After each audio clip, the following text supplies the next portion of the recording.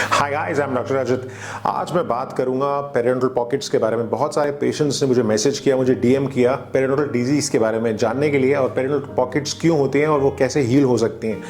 अब periodontal pockets होती क्या हैं? They are a result of gum disease. Now since your mouth you have always been told to brush and floss twice a day, because brush, और अगर आप brushing करेंगे और flossing करेंगे वो रिमूव करेगा बैक्टीरिया को, और अगर वो वहाँ पे रह गया तो क्या हो सकता है, आप प्लाक और इवेंचुअली टाटर हो सकता है, जो हमारे गम्स के लिए बिल्कुल भी अच्छा नहीं है। Now at the gum line it can cause your gums to pull away from your teeth, forming periodontal pockets. आपके जो गम्स हैं अगर वो रिसीड कर रहे हैं और अगर हमारी गम लाइन से हमारे गम्स हट रहे हैं तो इसका मतलब आपको पेरियोडोंटल पॉकेट्स हो रही है। अब these pockets harbour bacteria and brushing, जो टूथ ब्रश होता है वो वहाँ पे नहीं पहुँच सकता है ना। अगर वो अनट्रीटेड रह जाए तो क्या हो सकता है, टूथ लॉस हो सकता है, अब यही जानेंगे। अब सबसे पहला साइन गम डिजीज का है ब्लीडिंग गम्स। अब आप देखेंगे जब आप ब्रश करेंगे तो पॉकेट्स उस समय नहीं होगी, बट कंडीशन वॉसन तब होगी जब क्रॉनिक ब्लीडिंग होगी और जो बैक्टीरिया होगा वो ट्रैप्ड हो जाएगा आपके गम्स के पास, इन्फ्लामेशन होगी और हमारा जो इम्यून रिस्पॉन्स है गम्स के साथ, जो लिगामेंट है that attaches your teeth to the gums will break down। वो एक बहुत बड़ा फैक्टर है, ज़रूर ध्यान रखिएगा। The ligament that attaches your teeth to the gum will break down, ये पहला साइन है।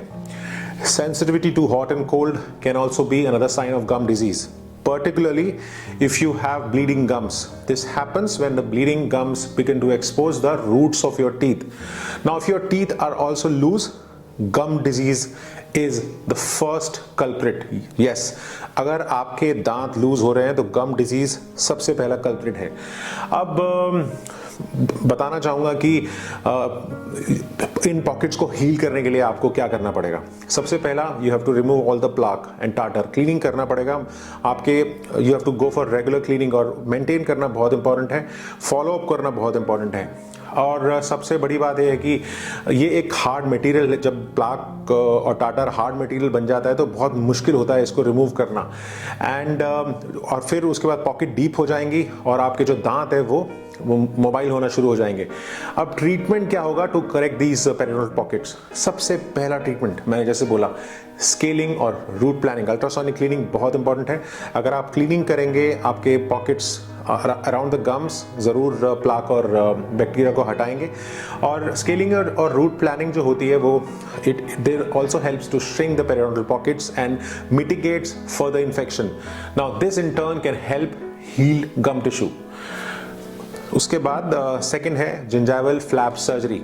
Now when the gum tissue is folded back and the diseased gum tissue is removed, it allows the gum to be then to be secured back into its own place.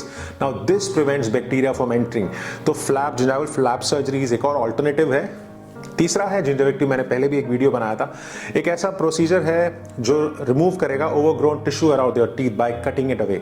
Now this allows the patient to do a better job cleaning their teeth at home, आराम से clean कर सकते हैं, and prevent bacteria from collecting it in the gums. So gingivectomy एक ऐसा procedure है जो हमारे ओवन ग्रोथ टिश्यू को हटाएगा।